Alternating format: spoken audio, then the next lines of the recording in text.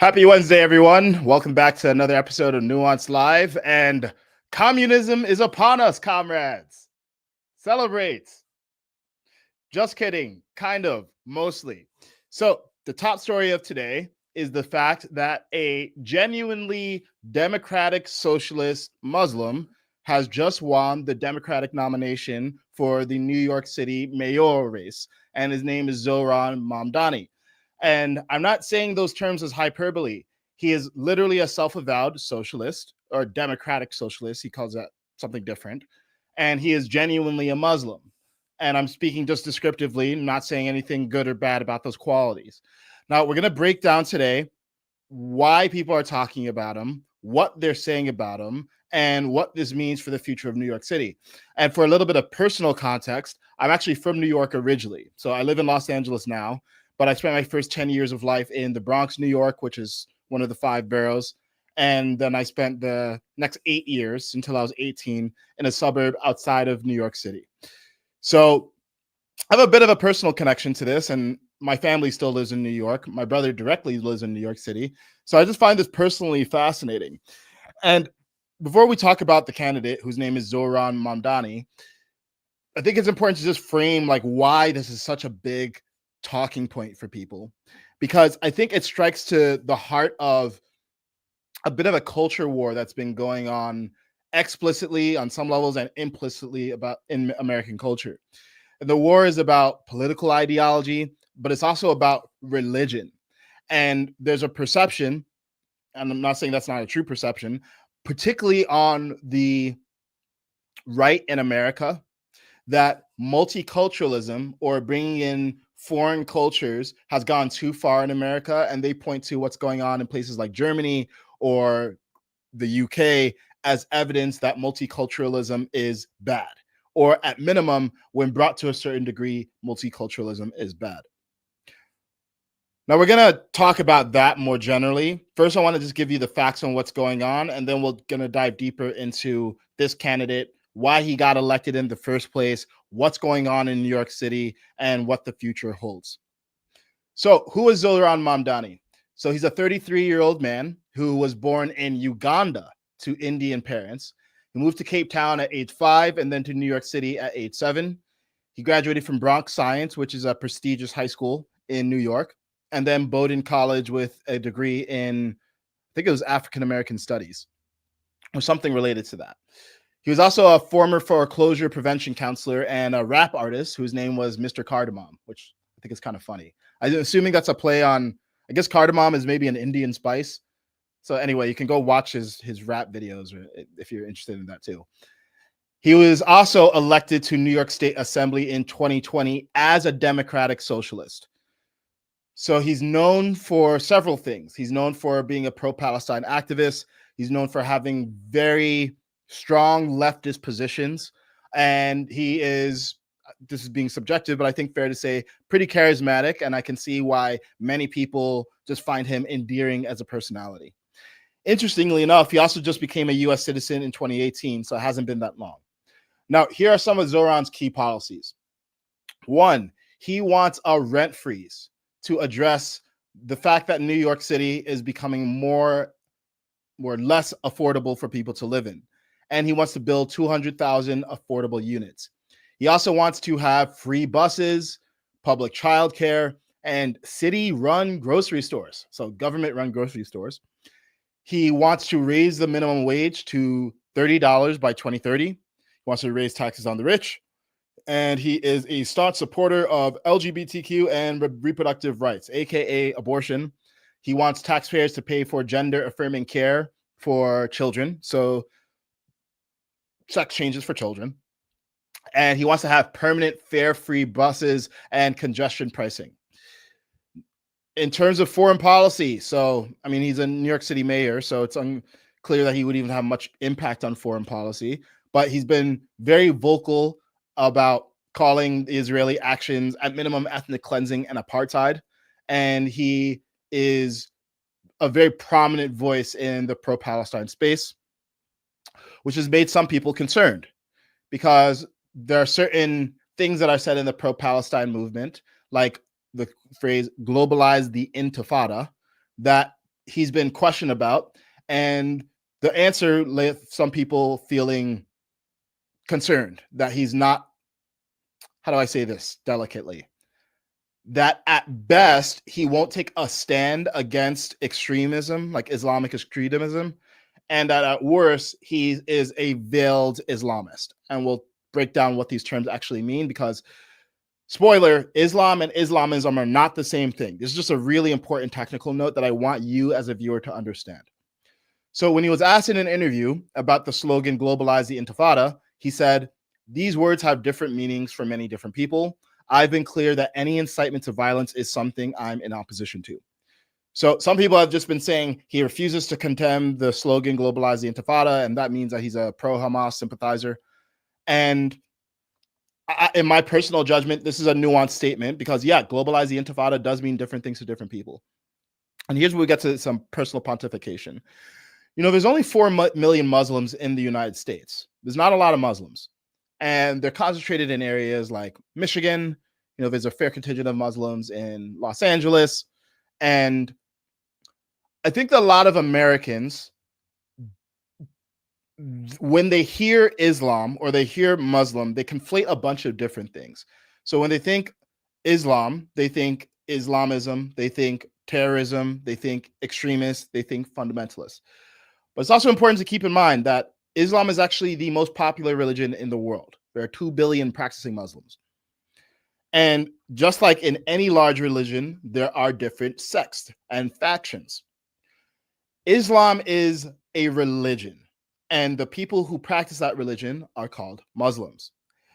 Islamism is a political ideology that is built on the basis of the religion of Islam.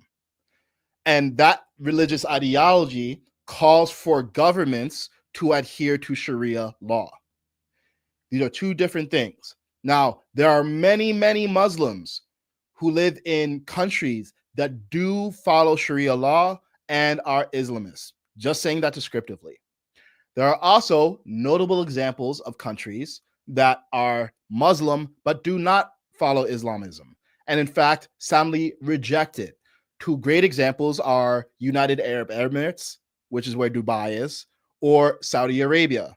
2 very prosperous, thriving countries. Dubai is a place where a lot of Westerners actually live very happily, where they reject Islamism because they consider Islamism a breeding ground for extremists and terrorists. Because I think it's fair to say that the majority of Muslim terrorists, not all Muslims are terrorists, but the majority of terrorists who are Muslim espouse extremist views that are associated with Islamism. Are you with me so far? I want to make sure this is super clear, because I see online people conflating a lot of stuff, and people are saying Islam and Islamism as if they're the same thing. Now, it's understandable why, and by the way, with Zoran, he has policies that are staunchly antithetical to Islamism. And I hate that I'm on the side of defending the guy who's a socialist, because I think his policies are really dumb for that matter. But I really feel it's important to say this, because I think it's important that we hold a high standard for discourse, and we're really precise with our terms, because we have not been precise with our terms. I think his policies are super dumb, and I'll talk about why. But there is no strong evidence that this guy's an Islamist. And in fact, policies that he has, like reproductive rights or gender affirming care, are diametrically opposed to anything you would ever find in Islamist theocracy. Just full stop. Now, with all that said, it's never binary, right? Because when we don't know something, the right way to think about it is not someone is 100% this or it's 100% that. And this is one of the things I see in online discourse. There's just a lack of intellectual humility. People are entirely too confident with their takes, and they view things as very black and white, and they get very attached to their takes, and they only look for evidence confirming their take. Am I saying that Zoran is not an Islamist? No. I'm saying there's not strong evidence that he is. There's a non-zero chance that he is an Islamist. And I would say it's very likely that he's not. Some people have also pointed out online, well, they said there are parts of the Quran that say it's permissible to lie if you're doing it for, I guess, religious reasons. Like I guess if you're in a jihad, it's acceptable to lie. And people said it's taqiyya. I'm not very familiar with taqiyya. I'm not very familiar with the Quran, so I can't say whether that's in there or not. But it brings me to a deeper point that I find personally very frustrating. It's a huge pet peeve of mine. Look, there are lying, dishonest people in the world, and there are people who are actively seeking to manipulate you and acting in bad faith. But if you go around assuming that everyone is acting in bad faith, you won't be open to anyone. On the other side, if you're going around always assuming good faith, you're going to be hurt. So how do we, as individuals, proceed through the world without opening ourselves up to constantly being abused because we're trusting and naive, or being closed off and paranoid? Well, we have to look at evidence, and we have to look at evidence on both sides. So if people are going to say he's an Islamist, well, it would require you to find strong evidence that he's actually said anything that's even remotely Islamist. And there is a little bit of evidence in favor of that. I mean, the closest thing is that he called out a group in a 2017 rap song, and he expressed love for them. And that group is called the Holy Land Five. And in 2008, they actually were convicted of giving money to Hamas. Now, that's a guilt by association claim, right? Because just because a guy mentioned a group in a rap song doesn't necessarily mean that he knew that that group was giving money to Hamas. I would say that's the strongest argument in favor of him being an Islamist, but you need to compare that against the evidence against that claim, which is he supports causes that are staunchly anti-Islamist. And he's also said he condemns violence. Now, is he lying? It's possible. Again, it's a non-zero chance, but we got to think with nuance about these things, because the fact that people are so committed to just forming a conclusion emotionally, they say, I don't like that person, so I'm going to look for all my evidence, confirm my view. It just entrenches division in this country, and it makes conversation impossible. It's really exhausting for me personally when I go through a lot of effort to like construct my arguments and lay them out and show you the arguments for and against. And then I'll have someone just say, no, they're an Islamist and you're just being naive. It's like, okay, well, what's your evidence? All you're doing is reasserting your claim with different words. That's not a proper way to engage in civil discourse. And I'm doing this because I don't like it when the pendulum swings the other way. I don't like it when people say, oh, Trump is a fascist and anyone who wants to support him is a fascist. What do these terms actually mean? Fascists support public control of private industries. Okay, does Trump seem like a person who's doing that? Fascists are using the military to quell the dissent of citizens, quell peaceful dissent by citizenry. Have you seen that happen? So we got to be precise with these terms, because both sides do this to each other, where the left just says everyone's a communist, and then, or sorry, the left says everyone on the right is a fascist, and the right says everyone on the left is a communist. And here's a good example of it by Trump. I hate this kind of stuff. It finally happened. The Democrats have crossed the line. Zohran Mamdani, a 100% communist lunatic. He is not a communist. Or if he's a communist, he's a secret communist. And I don't know how you would know that, because he hasn't presented any evidence that he's a communist. He's not a communist. We know what he is. He's a democratic socialist. Isn't that bad enough? Isn't it bad enough that he wants government-run grocery stores? Isn't it bad enough that he wants taxpayers to pay for children to get their gender changed and their genitals mutilated? That's bad enough without being hyperbolic. So this is a pet peeve. I guess we're going here. I tend to tell you a lot more about Zohran, but it really bothers me when we do this, because it completely breaks down the ability to discuss. Because what happens when people say this kind of stuff, right? And then Trump saying he looks terrible, his voice is grating, he's not very smart, whatever. What happens when this happens? Well, the moment someone feels like you're using bad faith against them, they will use bad faith against you. So rather than people saying stuff like, oh, Trump, he's like center right and he's not a fascist, but he has policies that I disagree with, they say, no, he's a fascist, he's a Nazi, he's a white supremacist. Anyone who supports him hates immigrants, hates black people, hates brown people, any black person who supports his Uncle Tom. And then there's just no discussion to be had. It's like, okay, I guess I'm a self-hating black person who supports a white supremacist and wants to see this country go back into slavery. Literally, there are people who believe that because of hyperbolic rhetoric that's not based on evidence and is based on incredibly low resolution labels and categorizations of people. So that's why I'm talking about this. And I know it makes it look like I'm supporting the socialists, and I'm not. I think he's going to be really bad for New York. I just want people to be committed to facts and nuance and precision because it matters. Because if you don't use nuance with your opposition will not use nuance on you. All right, we good so far. Cool. Now, let me talk a little bit about why Zoran is popular and actually who he's even popular with so far. So keep in mind, he won the New York City Democratic primary, and that makes him a front runner because New York generally votes for Democrats, or New York City generally votes for Democrats. And about 993,000 first choice votes were cast for Mamdani, and he won with a sizable margin over Cuomo, who's as opposition. And it's actually interesting if you look at some of the racial support breakdown data, because who did Mamdani do well with? White progressives and voters under 45. Interesting. He underperformed with Black and Latino voters. He also underperformed with people who are making less than $50,000 and did better with people who are making $50,000 to $100,000. Generally, when you think of socialism, you think of a set of policies that, relative to capitalism, advantage people who are on the lower socioeconomic rungs. And not that $50,000 to $100,000 is doing well in New York City. I mean, he's probably still barely getting by, especially in areas like Manhattan or Brooklyn, like Williamsburg. But one would think that the policies that this guy is promoting would be appealing with people who are in tougher areas. But they're actually not, at least not relative to his composition, Cuomo. And why is that? Well, I'm going to zoom in on one particular policy that Zoran has that I think is a good example of the thing that people are scared of with the possibility of him being in office.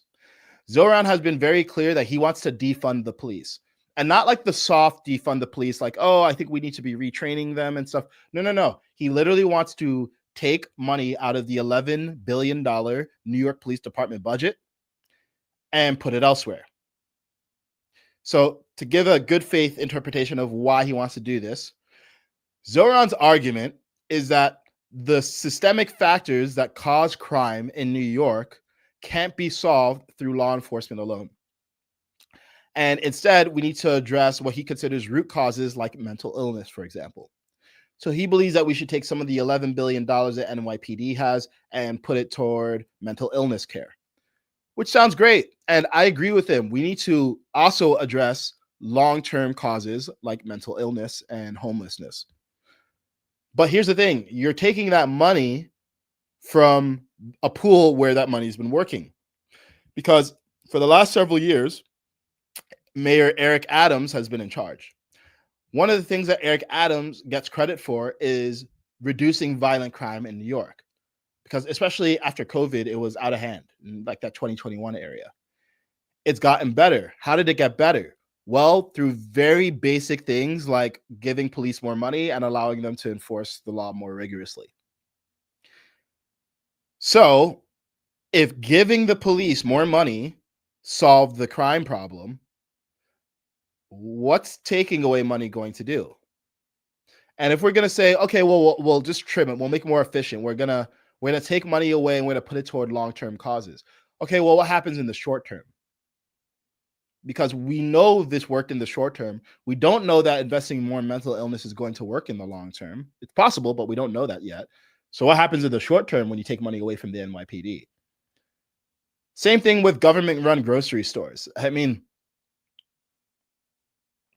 the problem with a lot of these socialist policies, and I'm not saying socialism doesn't work anywhere, there are European countries where it works, is that generally when we try to apply it in a capitalist context and we go too far, consistently doesn't work. Price controls consistently don't work very well. And this is like a much bigger discussion we would need to get into, and I'm not an economics expert, but that's the concern. The concern is that, hey, when you apply these socialist policies, they sound good, but they don't actually do good. And ironically, the people who would ostensibly be served the most, people making under 50,000 or Black and Latino voters, if you believe that there's a social equity issue, aren't actually turning out in support of Mamdani. So who is? Well, it's white liberals. And white liberals get to have a say too, right? They're just as much of a person as anyone else. But the concern is that there's kind of this leftist worldview that is purporting to help underserved and underprivileged groups and minorities in ways that underserved and underprivileged groups of minorities are either not even asking for or not actually seeing the benefits of. And that's part of the issue here. The issue is like, hey, well, you want to defund the police, but where does defunding the police potentially hurt the most? Well, in areas with a lot of crime that are disproportionately Black or Latino, yeah, it's a big concern, actually. So we'll see. I mean, ultimately, I think what's happening is a few things. One, I think there's people in New York City genuinely feeling the pain of exorbitant rent costs and housing costs, and it's just being extremely expensive to live in New York. I don't necessarily think it's a bad thing. There's a bigger, I keep on saying it's a bigger discussion. I'll say it with my chest. I think it's okay for certain areas to be expensive, and I think generally speaking, supply and demand works it out. And yeah, like rich people are going to live in the most valuable and desirable real estate in America. There's plenty of real estate in America, and I think that's okay. I think valuable areas get to go to people who are contributing the most value and can afford to pay for it. What I don't think is okay is exploitative practices. And I think that if there's any situations where landlords are taking advantage of people, for example, that's a problem. But doing things like blanket rent control, I don't think is a good idea. And it always has negative externalities. But the reason why Zoran got elected, and this is important for you to understand, is because he did a better job of actually speaking in the language that working class people in New York City spoke. He's young, he's charismatic, and he's out there on the streets talking to the people. Check this out. From a crisis, and it's called halalflation. Today, we're going to get to the bottom of this. How much does a plate of halal cost right now from this truck? $10. $10. Chicken over rice, lamb over rice, $10. $10? Yeah. When you're a street vendor, you have to pay for the food, the plates. How much do you have to pay for your permit? Before it was 22K. 17,000. How much does a license cost if you get it from the city? I think 400. And who are you paying? The permit owner. You're not paying the city. No. You pay the permit owner $22,000 just so you can sell this food. Yes. And who is this?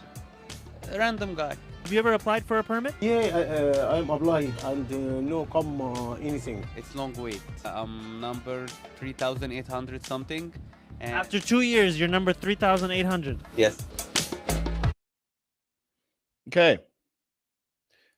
So if we just watch that objectively, he seems like a relatable guy, right? He's out there actually going into halal stands and talking to people. It's a very different look from politicians. And just like Trump understood the power of social media, and that helped him get elected in this first term, and he understood the power of podcasting that helped him get elected in the second term, he's savvy. He's savvy, and he's talking about the issues that directly impact a lot of New Yorkers. So someone made a comment in the chat, oh, well, he's just does a better job lying to brain dead New Yorkers. See, this is an example of a bad faith take. Rather than assuming that someone is being honest and assuming that they are intelligent, right? Doesn't mean that they're wrong, but at least intelligent. We say, oh no, the only way someone could support them is if they're stupid and if they believe someone who's lying to them. And it's like, yeah, I mean, I guess you could believe that someone's lying, but you know what a much simpler theory is? That they're actually operating in good faith and they have a set of policies that you disagree with, and you can refute those policies with evidence rather than name calling. Much healthier way to engage in discourse. Because just like people say, oh, these are just brain dead New Yorkers, people say of Trump voters, oh, they're just a bunch of stupid racists who are uneducated. So if you don't like it when people do it to you, don't do it to them. There are plenty of intelligent people who want to vote for this guy. And I think if we want, and I say we, I see anyone who's concerned about socialism as a general project in America, which I am, if we want to appeal to people the best way to appeal to them is to treat them like intelligent adults and show intelligent adults why these policies don't work. No one likes to be condescended to. No one likes to be talked down to. No one likes to be labeled. The guy's not a communist. He's a socialist.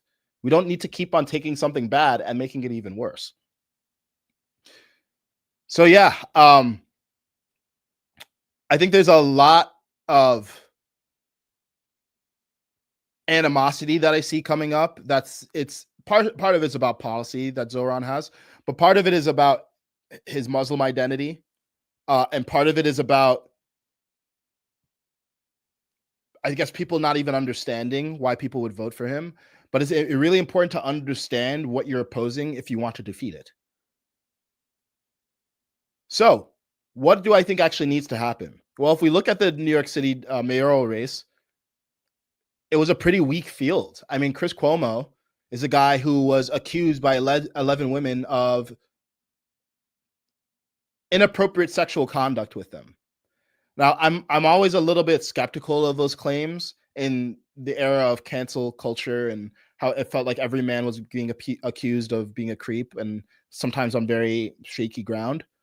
But the perception of Chris Cuomo was that he was a pervert, and he had to step down from being the governor of New York.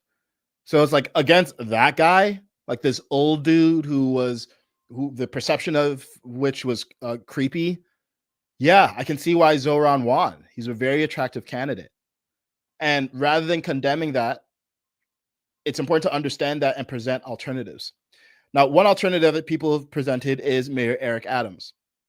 Mayor Eric Adams has actually, if you guys haven't been following, he was elected a Democrat, but he actually left the Democratic Party relatively recently. And he's running in the New York City mayoral election as an independent. So if you want socialism to go away, you better throw your support behind Mayor Eric Adams. Because right now, the hype train is really running strongly in Zoran's favor.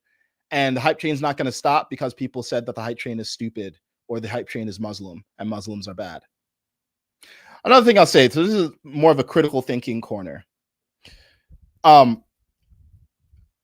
I see people online saying things like, okay, well, maybe Zoran is not an Islamist, but Islamism and Islam are inseparable because if you look at the Quran, it was conceived as both a political and religious document. Okay, let's say that's true. I don't know if it's true. That's up to the Islamic scholars, but let's say that's true. There are 4 million Muslim Americans in the United States. There are 2 billion Muslims worldwide. Is it possible that there are different factions within Islam and some interpret their holy text differently, just like Catholics and Christians and Protestants and Lutherans are related, but not all the same exact thing? Of course, there are fundamentalist sects of Islam. There are reformer sects of Islam. The majority of the 4 million Muslim Americans who are in the United States don't cause any problems.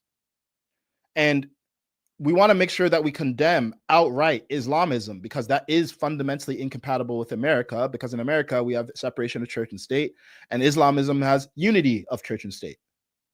But we need to make sure that we're not painting this whole group with a wide brush, because that's where accusations of Islamophobia come from.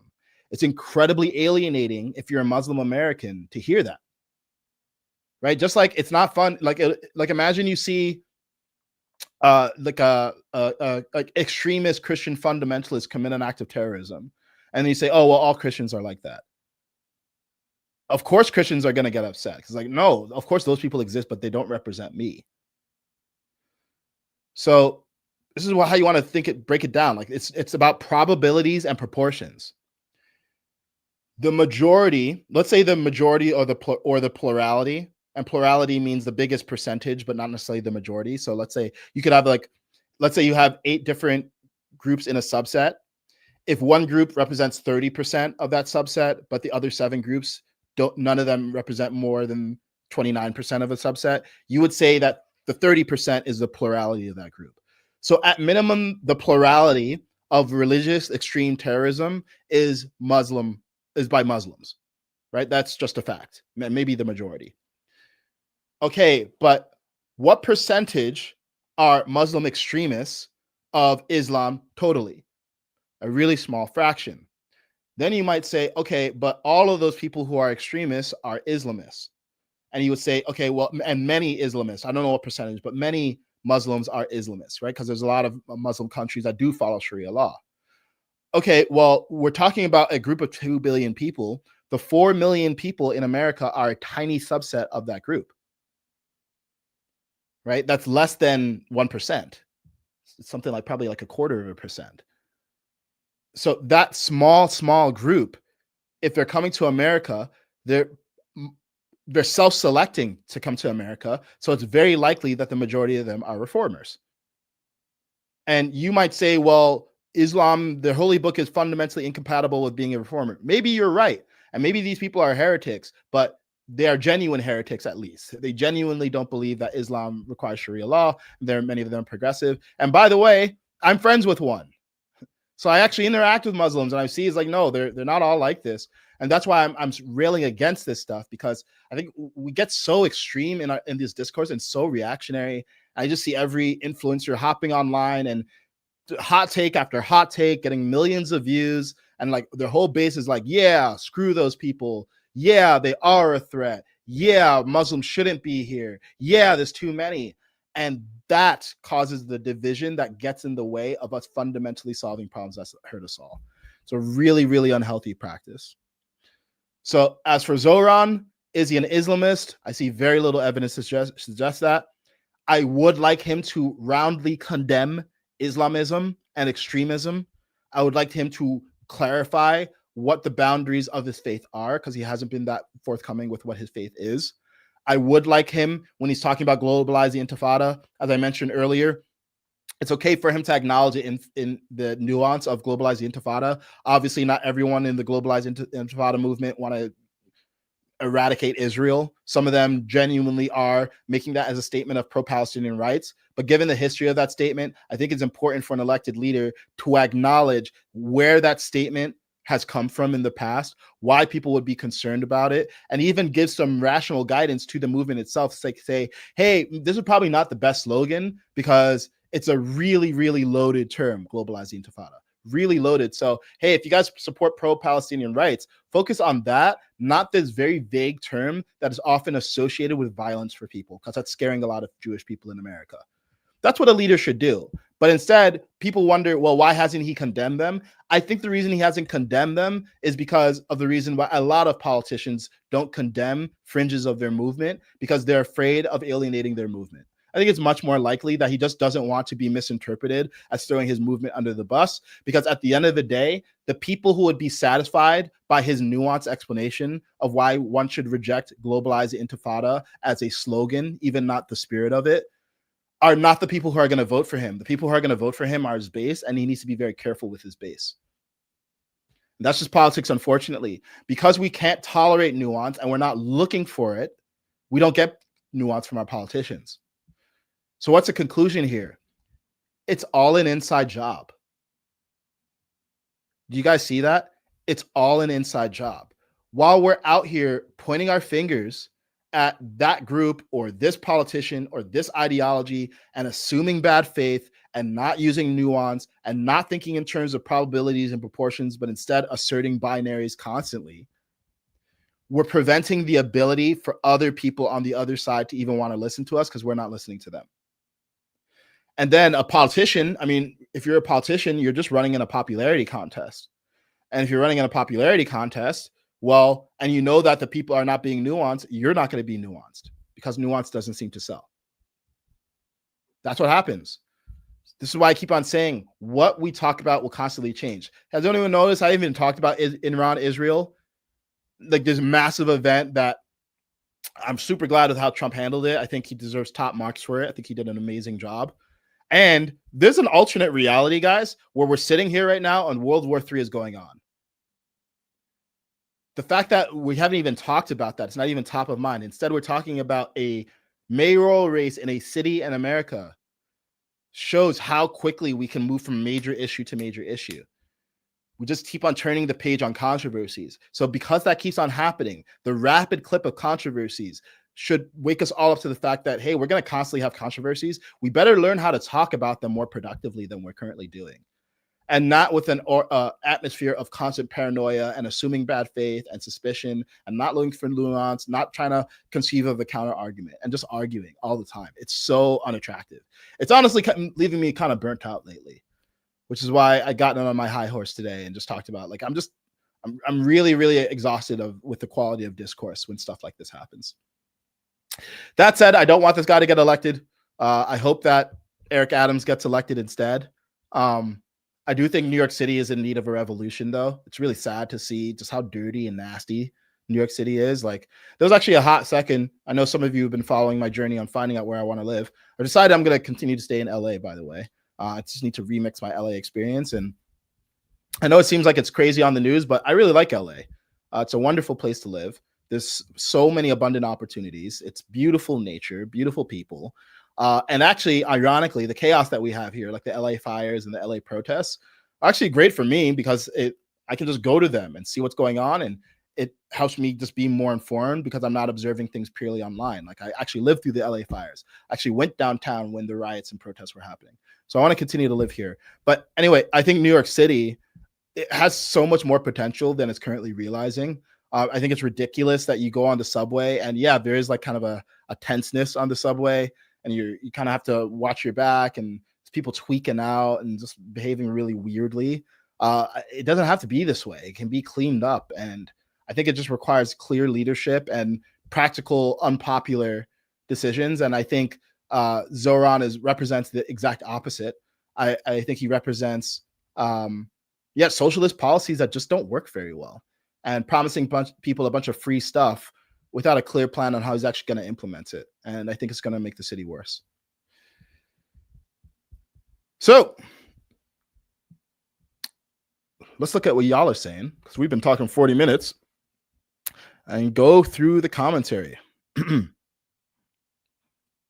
And a quick plug, if you want to get more access to my nuanced, deeper thoughts, I recommend that you join my mailing list. It's where I not only write exclusive essays that I post just there, it's also where I give a digest and overview of all my long form content, press interviews. So if you're looking for like, hey, what's Kaizen's overall take on Iran, Israel, or I did one on the immigration protests, that's a good place to stay up to date on what I'm doing. And also, wink, wink, I got some freebies that are coming out that I'm going to be sharing only on that list in the next couple of weeks. So I recommend that you go to thatskaizen.substack.com to get in the know.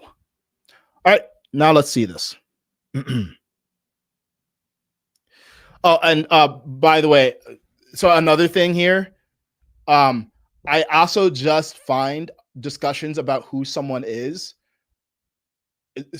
they're like the least interesting conversation to have to me. You know, there's a great quote. Average minds discuss people, good minds discuss events, great minds discuss ideas. And I think we can all elevate beyond psychological analysis of people that none of us have ever met based on a bunch of hearsay and unverified statements. And I see people constantly saying stuff that they can't actually back up. You just ask them like, hey, what's your source? Can you be specific? And people don't have them. It's incredibly hard to know who someone else is. I mean, it's hard enough to know who you are, let alone know who your friends are, let alone know who people who you interact with once a week are. It's really, really difficult to know who someone is that you haven't actually met. So I'm not saying that we shouldn't think at all about someone's connections and their associations and those other factors, but those should be the start of an inquiry, not the end of it. And I find that people say, oh, well, this person took this money from this group. They must be a Hamas sympathizer or a staunch Zionist or whatever claims people make. And no, that's kind of argumentation called motivated reasoning, where instead of genuinely seeking the truth and trying to assemble arguments for and against, you've already concluded what the truth is, and you're just trying to make arguments to support it. It's not a helpful form of argumentation. Okay, now let's read some of these comments. Sand says, cultures are not compatible. Women's rights violations. Yes, I believe that cultures are like software. Certain software is more compatible with other software. Certain software is more incompatible with other software. There are things about Islamism that I think are just fundamentally incompatible with America and just don't belong here, period. And I think there are things about more progressive sects of Islam that are compatible. It's like, as I said, there are 4 million Muslim Americans who've lived here for a long time, haven't created any problems, and have brought their own unique culture to America too, and it hasn't gotten in the way at all. So we just want to be really precise with what we're talking about.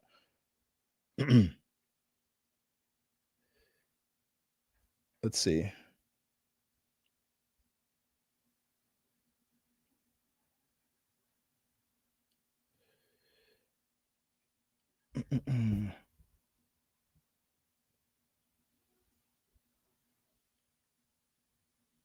Okay, I'm just looking for comments that I want to talk about. Like, the more thoughtful, the better. So the more thoughtful your comments is, the more likely it is I'll read it out. Oh, I like this one actually.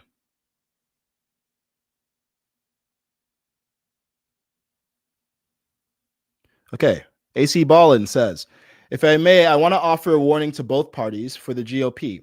AOC is a very serious player for 2028 for the Dems. Don't try to contend and argue until the cows come home that Zoran victory is transferable to 2028 for AOC. Interesting comment. Yeah, I think AOC is a very serious contender. And you know what? I think the more that Trump makes comments like this, the more it feeds her legend. Because I think part of why Zoran won is he is a protest vote against how people are perceiving Trump's rhetoric and some of his policies. Because if you go to New York, I was just in New York 2 months ago, it is a very left-leaning place. And they're very sensitive to attacks on leftist politicians. They're very sensitive to stuff that they see like the ICE raids. And it's not always a logical commitment. It's more of an emotional reaction and tribal reaction. Now, when Trump makes statements like this, I get that it riles up Trump's base, which I think is useful sometimes when you're governing, like you want to garner support. But I think moves like this actually just give people like Zoran and people like AOC more backing and more support. Because if you read this as a leftist, you're like, see, I was right. Trump is just a jerk. I don't see Zoran making statements like that. So I'm going to go support Zoran. Statements like this are not helpful. The best thing you can actually do is diffuse and disarm the opponent by, I think, not giving in when they're playing this kind of game with you and showing people why their policies are falling apart. Because remember, the majority of the country is not strong right or strong left. The majority of the country is more independent and willing to go either direction. And they're paying attention to how the country is being run. They're paying attention to the rhetoric, and the chickens will come home to roost in 2026 during the midterms. So it's really important that leaders understand this, because I think Trump, I want him to be in strong position for 4 years to get his agenda through. I think is really important for the health of America. And when he makes statements like that, I think it actually just gets in his own way.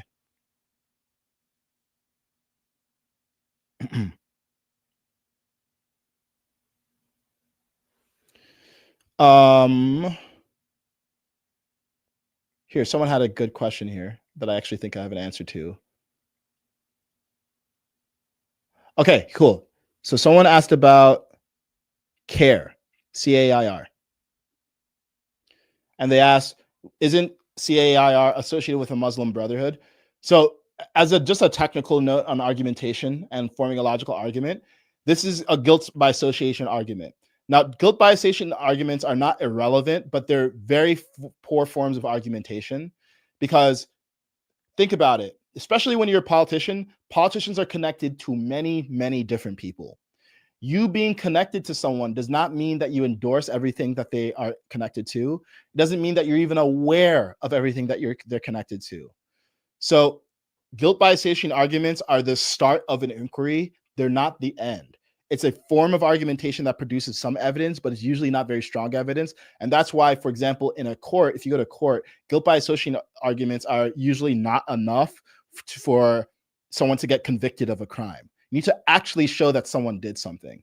So again, if we're going to say, oh, well, someone who is sympathetic to, or maybe even outright supports Islamism or the Islamic Republic, supports Zoran, yeah, that's a small amount of evidence that Zoran is sympathetic to the Islamic Republic, but it's not good evidence.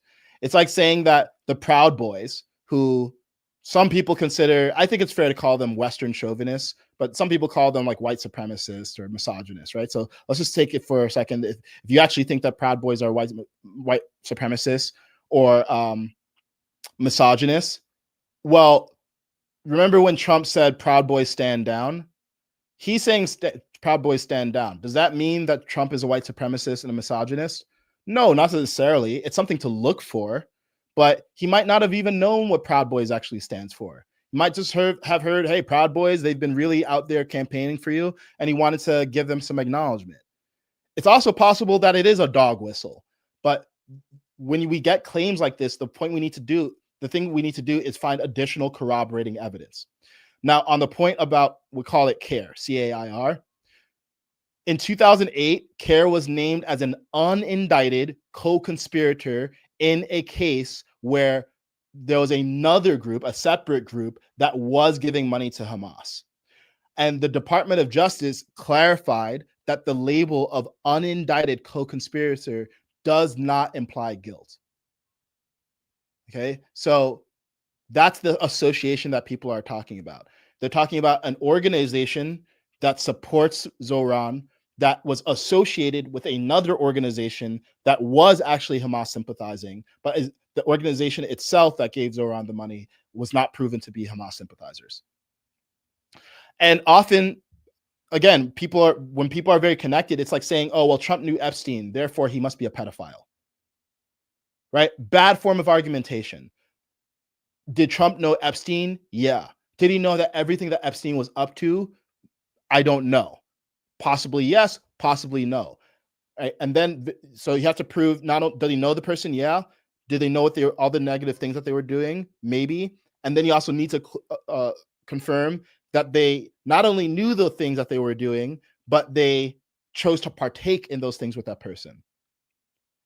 So you see, the reason I'm providing examples of how this has been done to Trump is because I recognize a lot of my audience is sympathetic to Trump. And I want you to see how people applying these same arguments to Trump is unfair.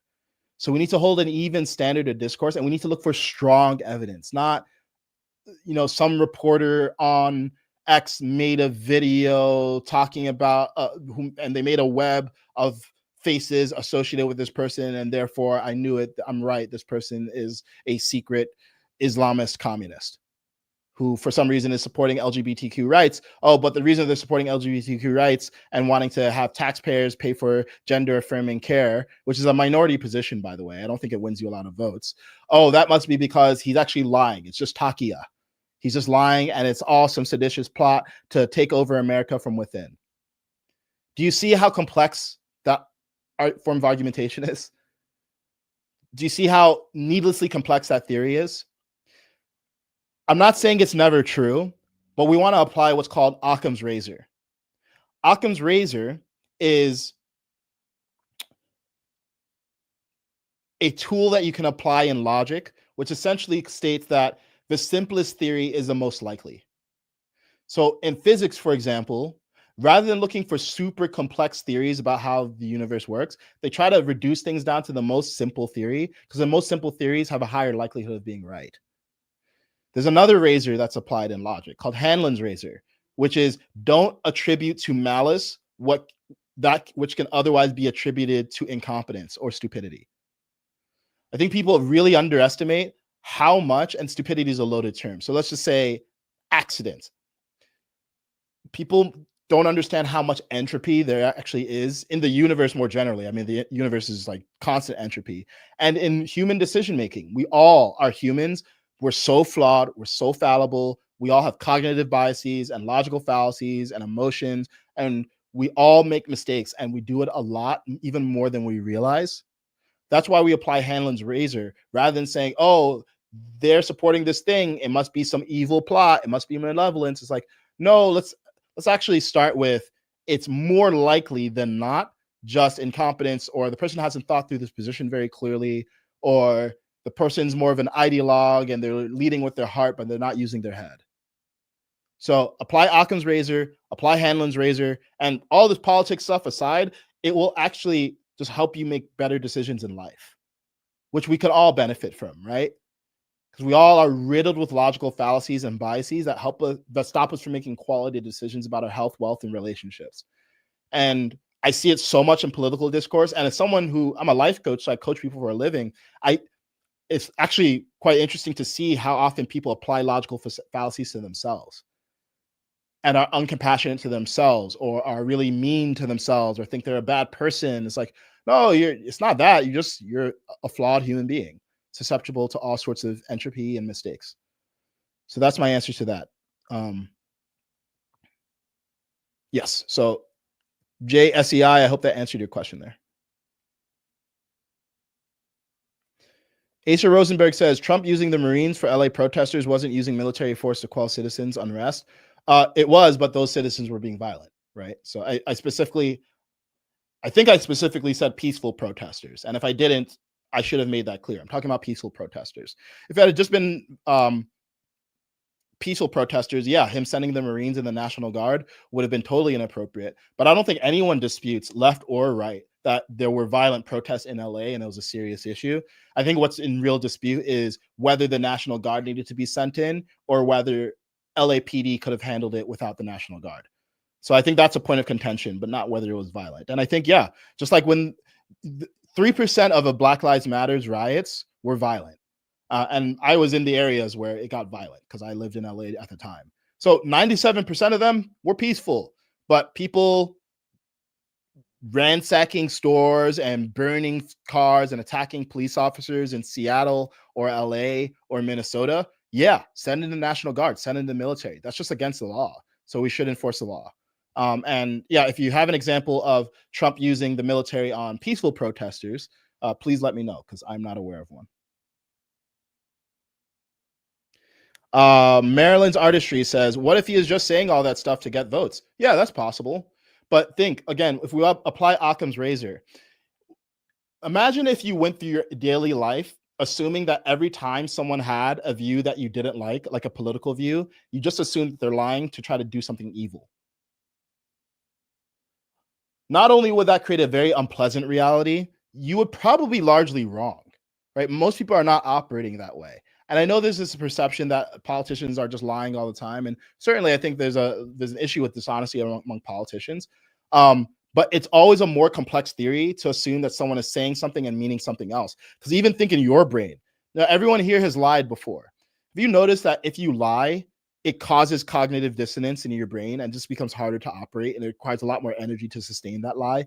And now that you've told that lie, you need to keep on backing up the lie over and over and over. Yeah, because lies are more complex. The truth is simple. So again, there's a non-zero chance that this guy is just lying. But if that's the case, if we're going to make the additional, more complex claim that he's lying, show evidence that he's lying. What's the evidence that he believes one thing and says another? I haven't seen it, or at least I haven't seen strong evidence. I think that perhaps the more confronting reality is he actually believes a lot of these socialist policies will work. And unfortunately, I think a lot of people who are supporting him, the whole meme about liberal white women, which there's a lot of truth to that meme, I think it's very emotionally driven. It's actually not very logical. Most people haven't thought deeply about why a lot of socialist policies don't work very well in America, because it's hard. You need to be educated. You need to really think about it. You need to think of the counter arguments. You need to study history. It's hard. So people would rather just say, yeah, groceries are too high, and yeah, the rent is too high. Yeah, just fix them. Just don't let them go higher. Duh, done. So a lot of people think that way, or they think, yeah, billionaires, they do have so much money. Like, I'm working 2 jobs just to survive in my 300 square foot apartment. Why should anyone have billions of dollars? That's how a lot of people think. It's just honestly not that deep. So the guy, I haven't listened to a long form with him, and I actually might listen to like a long form podcast to see if he has like a deeper thinking behind his views. because it's possible that he's really thought super deeply about this stuff. And my concern is that he hasn't actually thought deeply and is appealing to people who are, their heart's in the right place, but they haven't thought deeply about these things either. But yeah, it's possible that he's lying. I just don't think so. I think it's less likely. Someone said, I think you need to, not your mother says, I think you need to get used to Trump's rants. He vents like that. I don't think there's anything we can do about it. I disagree. I don't think we should settle for poor behavior from presidents. Just like Obama had his weaknesses. Certainly no one on the right was just getting used to it when Obama was doing that. Like, no, I'm not going to do that. This is a public servant. We expect him to provide a good service. If he's consistently acting in a way that I know he can correct, because he's a grown man who is judicious with his rhetoric when it's appropriate, then I'm going to call it out, because we get what we tolerate. We get what we tolerate. And just because someone keeps on doing it doesn't mean we need to keep tolerating it. So respectfully, no, I don't think that's a good solution. Look, there are times when someone is, they're making a good faith effort to do their best and they just fumbled it. And there are times when we're enabling behaviors because we're responding emotionally to those behaviors. And I think there's a massive double standard. I mean, look, whenever AOC insults Republicans or Hillary Clinton calls Trump supporters a basket of deplorables, no one's saying, oh, well, we should just get used to it. That's just how she is. No one says that. So we shouldn't do that with Trump. I think we need to hold an equally high standard for our public servants. And I say that respectfully. Like, I get it. And I also get that some people like his rhetoric. Honestly, he's really funny. Like, I find his rants funny a lot of the time. And I find, the names that he makes up for people really funny. And a lot of the time, I think this is really unnecessary and we actually don't need this. And it's certainly not bringing people closer together, which is part of a leader's job.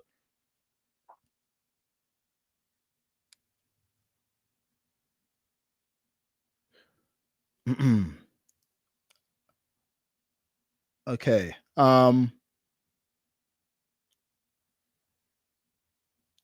Okay. Got a question here. Kaizen, so what's the difference between a Democrat socialist and just an outright socialist? I know when Bernie, assuming Bernie Sanders, was asked that in the 2016 debate, he said it's immoral and wrong for the top 1% to own as much wealth as the bottom 90%. So what would make Bernie, as a self-described Democrat socialist, rather than an outright socialist? So you know what we're going to do? I looked up this answer before, but I don't remember it enough to say it confidently and clearly. So I'm actually going to look it up right now using AI. Can I show my screen to you guys? Here, we're going to do a little Kaizen's AI corner. Let's see if we can. I've never done this live, so let's see if we can get it going.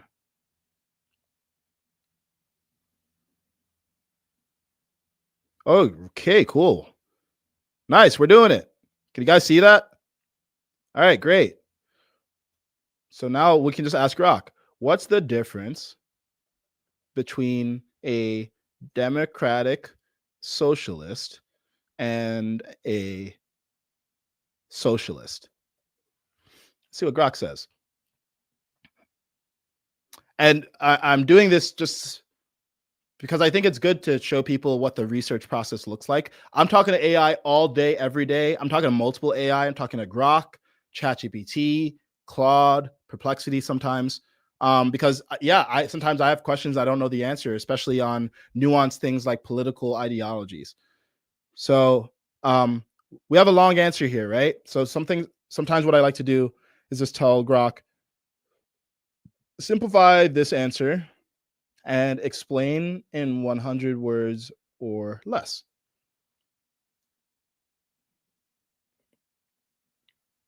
Partially because I don't want to read you guys a super long-winded thing here on stream, and partially because I want to show you guys that you can do that. Socialism is a system where resources are collectively owned or state-controlled, with methods ranging from moderate reforms to authoritarian takeovers. Democratic socialism, however, blends socialist aims like reducing inequality with a firm commitment to democracy, using only peaceful democratic means such as elections. The key difference: democratic socialists rely strictly on democratic processes, while socialists might employ various approaches, including non-democratic ones. In short, democratic socialism prioritizes voting and reform over revolution or force, making it a democracy focused subset of socialism. Okay, so you know what? So maybe for some of you that was a satisfying enough answer, but we can actually drill down a level deeper and ask, give me an example of a policy that illustrates the difference between the two.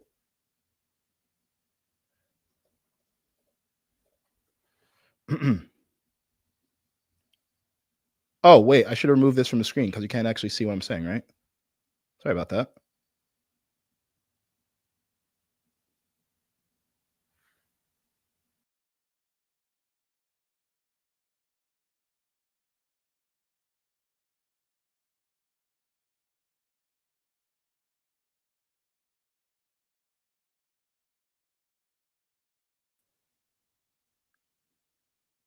Sorry about that, everyone.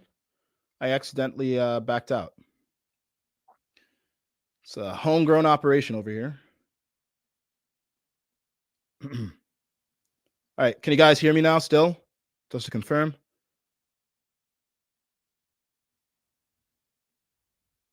Testing. Am I still there? Let's assume I'm still there. You guys can still hear me. So now let's ask. It gave me a long answer again. Simplify to 50 words or less. Okay, this person said no, they can't hear me. I'm not sure if you're trolling or not. Okay, cool. Thank you, not your mother. Loud and clear. Great. Okay, that's not a good answer. So I asked it to simplify, and it just gave me another vague answer. It said democratic socialism pursues collective ownership through democratic means like voting and legislation. Socialism also seeks collective ownership, but may employ any method, including revolution or force. The difference, the approach. Give me an example of a forceful socialist policy.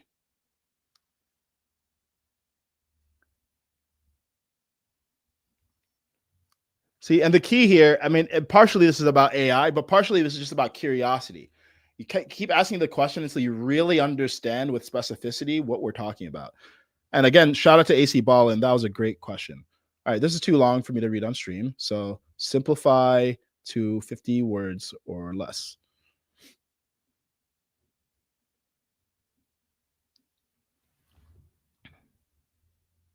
Can we have Vivek Ramaswamy as our mayor? That would be great.